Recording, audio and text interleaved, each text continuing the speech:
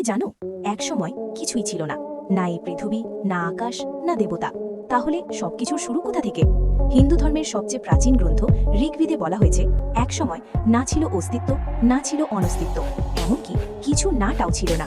না ছিল মৃত্যু, না ছিল অমরত্ব, না ছিল দিন, না ছিল রাত। সবকিছু ছিল এক অজানা শূন্যতায়। কিন্তু সেই শূন্যতার মধ্যেই ছিল কিছু একটি শক্তি, যার নিঃশ্বাস নিচ্ছিল, কিন্তু বাতাস ছাড়া। হিন্দু দর্শনে এই শক্তিকেই বলা হয় ব্রাহ্মণ। এটা কোনো দেবতা না, এটা সবকিছুর উৎস, সবকিছুর ভিতরে থাকা শক্তি। তারপর সেই এক থেকে শুরু হলো সৃষ্টি। চিন্তা থেকে সৃষ্টি, ইচ্ছা থেকে সৃষ্টি। ঋগ্বেদে বলে, ইচ্ছাই ছিল মনের প্রথম বীজ, সেখান থেকেই জন্ম নেয় এই মহাবিশ্ব। উপনিষদে বলা হয়েছে, সবকিছু ব্রহ্মাণ থেকে এসেছে, আর একদিন সবকিছু আবার সেই ব্রহ্মাণে ফিরে যাবে। মানে তুমি, আমি, এই পৃথিবী, সবকিছু একই উৎস থেকে এসেছে। তাহলে প্রশ্ন হলো, আমরা কি আলাদা, নাকি আমরা সবাই একই শক্তির অংশ? হিন্দু ধর্ম শুধু দেবতার গল্প নয়, এটা মহাবিশ্বের রহস্য বোঝার পথ।